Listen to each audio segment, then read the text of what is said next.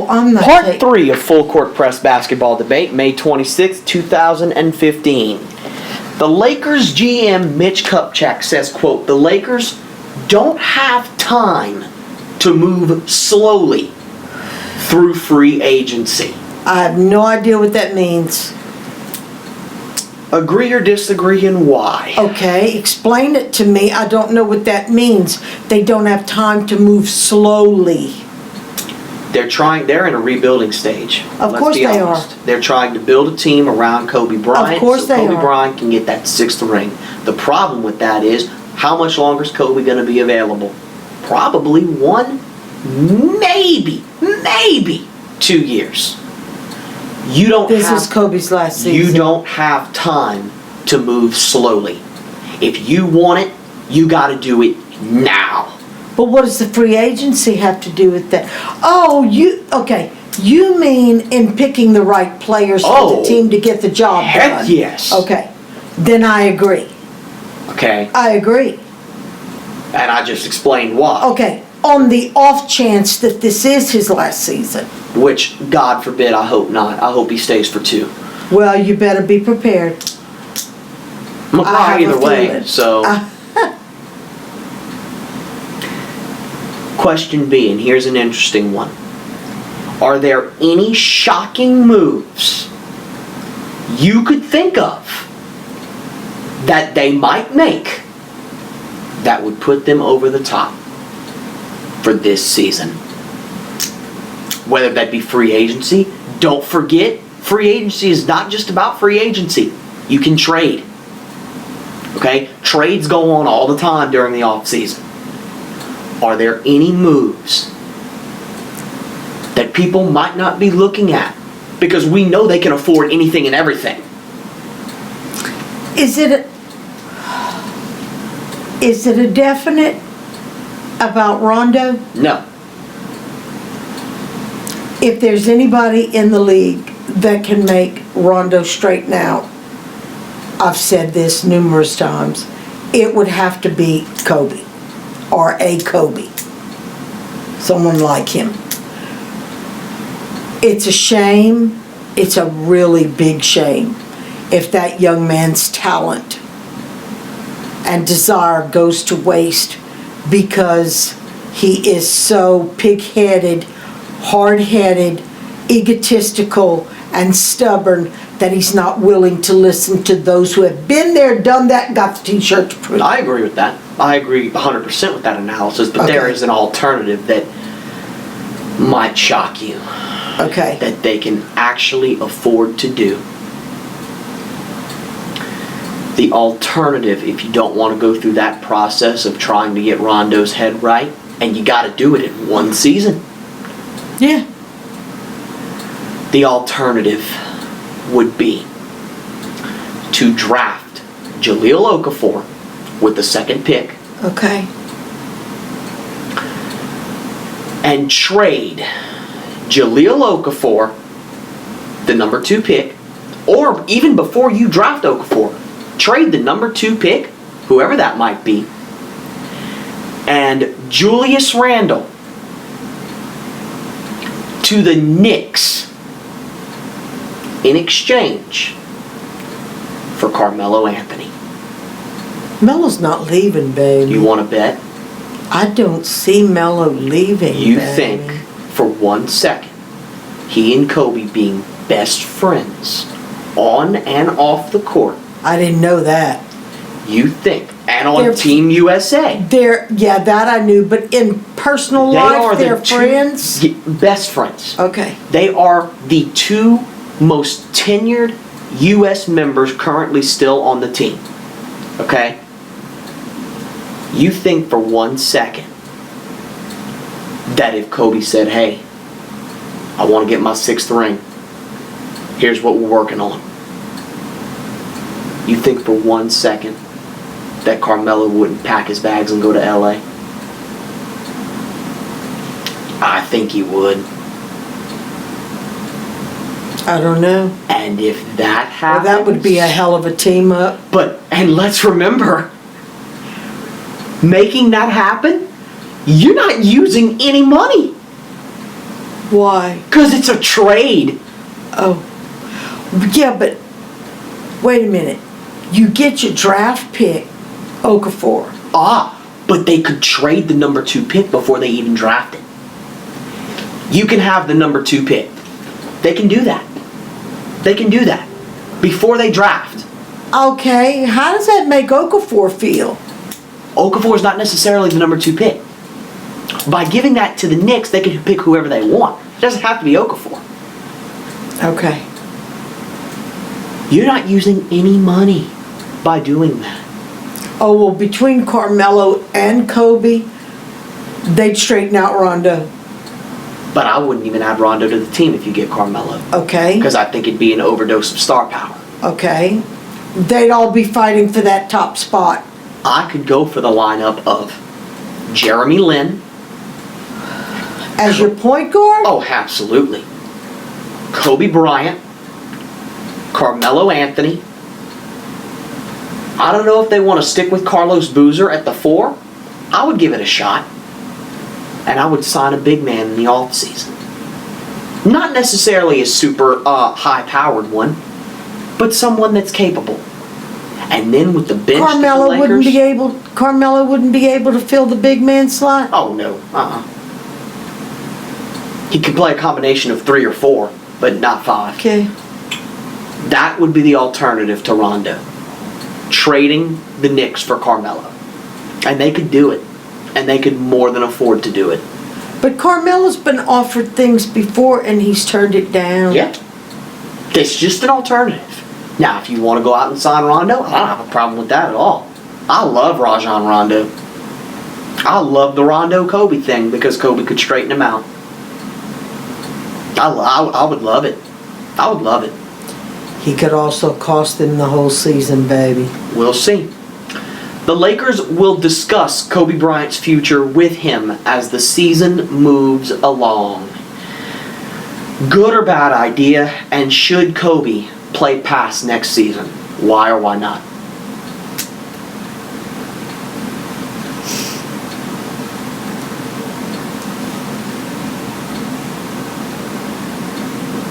They will discuss his future with the team as the season goes along. They will discuss it with him. Right.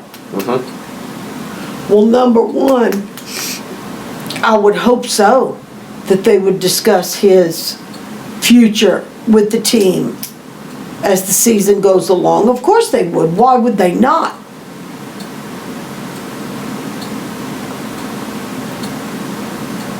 Because stranger things have been known to happen. Well, the front office would be a fool. Well, look at what San Antonio's doing with Tim Duncan. They're giving him the opportunity to sign for another year. Right, but they haven't done anything yet. If you want it, take it. I would have long discussed that with him. I would have long discussed that. Okay, but they did. It's up to Tim to whether or not to make a They decision. just started discussing that with him when they got eliminated from the playoffs. I would have long discussed that with him. Has Tim made a decision yet? Nope, and we'll find out as soon as it comes out. And should Kobe play past next season? You want my head or my heart answer? For his health and because he has played with the least amount of injuries of anybody that plays that hard. I guess he ranks up there in the top 5 up until the last couple of seasons. Now all of a sudden, I'm not going to use that disgusting expression that they use, Father Time, but let's be perfectly honest. No, that's what it is. Because he plays so hard, he is at risk to really hurt himself. Okay? So, my heart is saying no for his family and his children. He probably should only play one more season. Okay? That's what my head is saying. My heart is saying, you play him as long as he wants to play. But I never believe in playing somebody to the point that they're in jeopardy for their health or their future. I can tell you from facts what is exactly going to happen. You can't predict the Oh, future. yes, I can. With this man, yes, I can. Because I've watched this man play basketball for 20 I know what years. you're gonna say. If they win a ring, he's gonna quit. If not, he's gonna play for a second year. No, I don't think that. No, that's not what I'm going to say. Okay? He is going to play until he becomes a detriment to the team. Who's gonna tell Kobe that? Nobody's going to tell him that. He's going to tell himself that.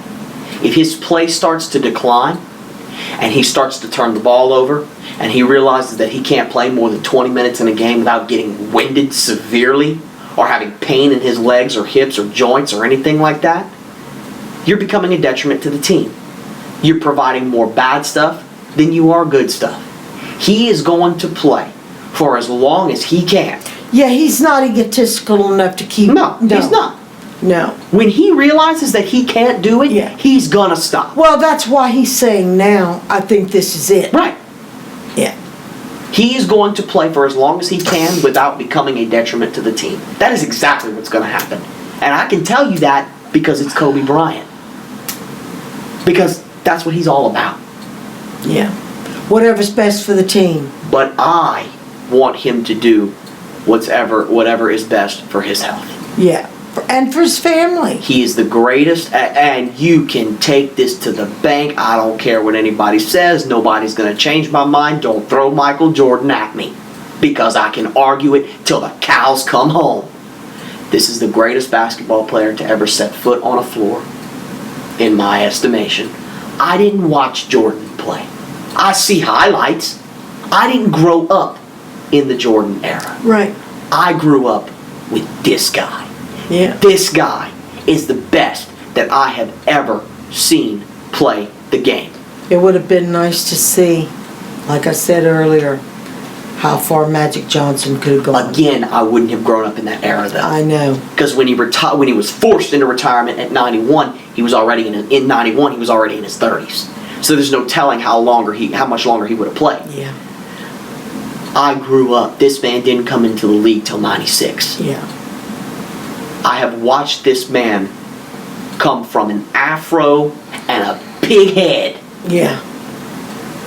to becoming the Black Mamba, Yeah. the most unstoppable player, the best player to ever set foot on a basketball court. He is going to do whatever he wants to do, and he deserves that right. Yeah. Because he has He's earned it. earned it. Yeah. Plus some. I agree. Point guard Goran Dragic says the Heat will, quote, play much faster next season. Now, you and I saw a lot of Miami Heat games. In fact, we went to one when they played our Pelicans. Yeah.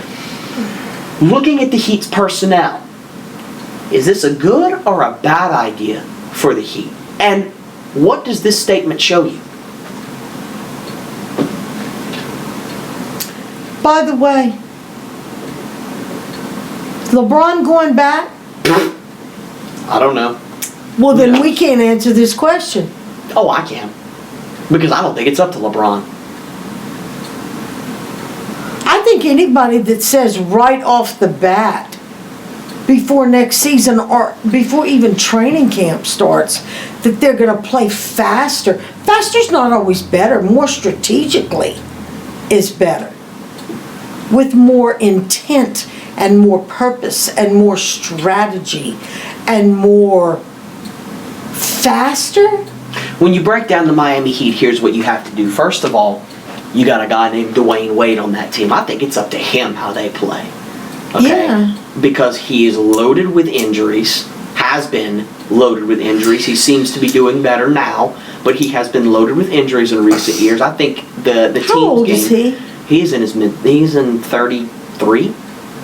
I think the game, I don't think he's ever been off long enough to heal. I think the team, That's my Needs biggest to play. gripe and always has been. I think the team needs to play to what suits Dwayne Wade, first of all.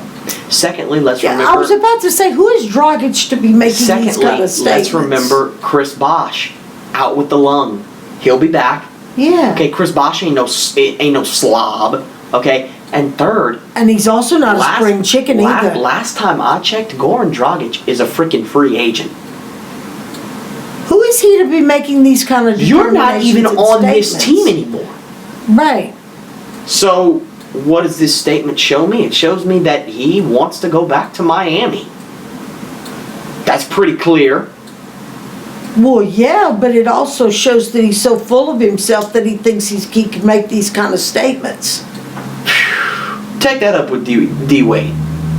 Yeah. ESPN insiders expect Kevin Love to leave for free agency this offseason.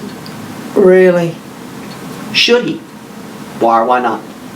ESPN insiders I am one of them.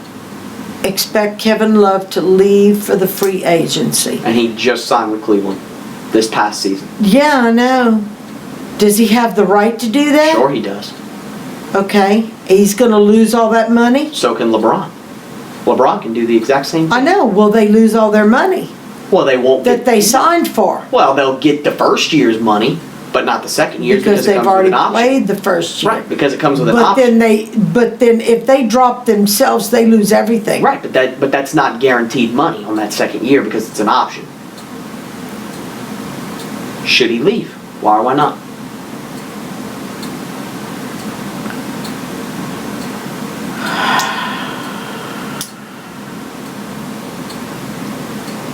This is going to sound terrible. I swear this is going to sound terrible, and I don't usually make these kind of statements. But I would go where LeBron is. If LeBron stays, he needs to stay right where he is. He wants a ring. He wants a chance at being on a winning team. He's established himself with them now. He's got a lot of making up to do. All right, let me qualify this. If LeBron stays, he needs to stay. I'm going to take care of all three of these questions right now. Because they all coincide. If Cleveland wins this year's championship, He'd be a fool to leave. LeBron will stay. Mm-hmm. Therefore, Kevin Love should stay. So that takes care of 1, 2, and 3. Yes, he should stay. Yeah. He should stay in Cleveland, and he will be in Cleveland because I truly believe that Cleveland is going to wax Golden State if that's who they meet in the finals. So yes, I think he should stay. I don't think he should go anywhere. Well, then, If Cleveland gets the job done. okay, if- then we both answered the same way, but we use different terminology. they Now don't- tell me what you think about if Atlanta pulls it off. Atlanta's not beating Cleveland. I am picking Okay. Cleveland to represent What the if East in the Golden finals. State? If they lose in the NBA Finals, I believe, without a shadow of a doubt, that LeBron will go back to Miami. The problem is, Miami don't have room for Kevin Love and LeBron James. I know that. Because they've got Chris Bosh on an absurd $118 million 5-year deal. So LeBron's going back to Miami. LeBron has a free pass to come back to Miami. LeBron has wanted both places. Right, Kevin Love does not. right. So Kevin Love has plenty of other options. Minnesota. He could go back to Minnesota. Right. He could go play with Carmelo and the Knicks. Now, what happens if Carmelo goes and meets Kobe? Well, if Could Kevin Love go Sure. and join them? Sure he could. Boy, that would be something. Sure he could, but I don't think that would work. I think if Kevin Love goes to the Lakers with just Kobe there and Rondo, that would work. Kobe, Melo, and Love, that's not That's going to not work. going to work. That's not going to work. But for argument's sake, right now, yes, they both need to stay in Cleveland because they're having success. Because I Kevin hated Love, to say it that way, because Kevin but let's Love be is perfectly honest. He's just He starting to needs fill the mold. go. He needs to go where LeBron is. The Chicago Bulls are waiting to fill coaching vacancies before firing Tom Thibodeau. Your thoughts? I think that stinks. I think that sucks. I don't think that's fair. So I mean, with the way this is worded, unless you worded it wrong, No, that was the exact headline. okay, then Thibodeau knows he's gonna be fired, and he's just kinda hanging around, waiting to see when they let him go, and who they're gonna use, who they're gonna get to take his place before he can plan his life. Yep. That's Well, exactly. that's terrible. It is. I agree. I agree. That's wrong. That's playing with people's lives and futures. Oh, I agree. But And have you made your decision or your mind up yet where you think Thibodeau should go? Are we still leaning towards the Pelicans? well, that's what we'll talk about next. Oh, Jeff Van Gundy, yes, the analyst, Jeff Van Gundy, has emerged as a very, very strong candidate for the New Orleans Pelicans head coaching job. Should the Pelicans pursue Van Gundy? Why or why not? no. Why not? No. Why not? He's not the person they need Why not? because he's just not. I don't see it. I don't see the fit. I don't see it. I'm sorry. I see Thibodeau. I see Thibodeau. I see Van Gundy more than I see Thibodeau. Why? Explain. Because Tom Thibodeau is not going to want to downgrade markets. He's coached at nothing but big-time markets in his entire career. Boston and Chicago. Those are the two of the top 5 markets in the Okay, entire so league. you're saying that Thibodeau would consider it an insult and a Yes! step down. Of course he would. Why is Jeff Van Gundy willing to give up such a cushy job, making as much money as he makes, to be an analyst and a sportscaster, to go and stick himself in New Orleans, Louisiana, to coach a team that 2 years ago was just plagued with injuries, and this past year we couldn't get our shit together, okay? And put himself through all that when he has not coached in how many years? 8. Long time. And the rules have changed a lot since then. Well, let me start by telling you this. 2007, the last time Jeff Van Gundy was an NBA head coach, there was this team called the Houston Rockets that just happened to play in the same division as the New Orleans Pelicans, that won 66 games. And their star player on that team was a 35-year-old Tracy McGrady. You know who the head coach of that team was? Jeff Van Gundy. Was he? And an injury-plagued Yao Ming. Oh. That's what he had to work with on that Houston team. Their point guard tandem was Rafer Alston and Bob Sura.